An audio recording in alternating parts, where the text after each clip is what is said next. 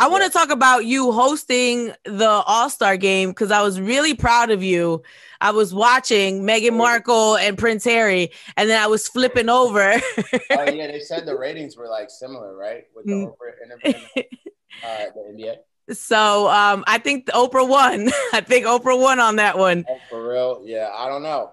But Christian, you were hosting the dunk contest. I was so proud of of you. I mean, you've done it before, but it was a little different this year. Can you talk about that? Yo, it was so different. But I got to give the NBA their credit for pulling it. I don't know how they pulled it off.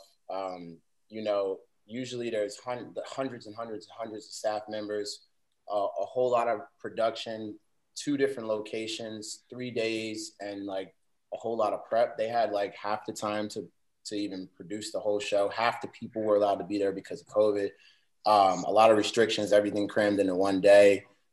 Crazy. It's just craziness. So the show, I was actually, usually I'm on a court.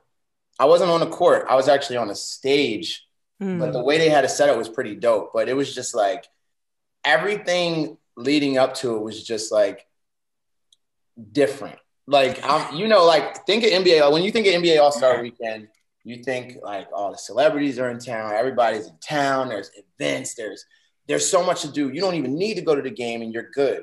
Like this was just a whole lot different. Like the NBA didn't do any events leading up to it. We obviously were trying to be respectful of COVID in this pandemic. So it was all put in one day. So our rehearsals were very strict.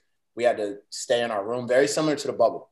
Like, you know, we had to stay in our rooms. We had to get tested every single day. We had to wait for our results before we could go to the stadium. Like, all the transportation was coordinated. The food was specific. You couldn't just wander off. You couldn't do anything like that. Super strict. And then like the actual event, I mean, if y'all saw it, it was definitely different. Everything was different. Just the vibe. There was only 3,000 people in the building. The energy was a little different. It was just different.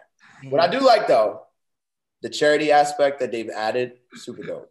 Super dope. And the love they gave to HBCUs, my favorite part, and Black students. They didn't have to do that. They did it, and they did it right. They put real money towards it. Gave them a lot of love and a lot of shine. I love to see, I love to see that. So that was super dope to be a part of that. And then they got all the sponsors to get involved too. We actually gave $50,000 to 2 kids, like in front of everyone. And we also blessed a healthcare worker with a car. So that was dope. It was good. They did the right thing. They focused on the right things.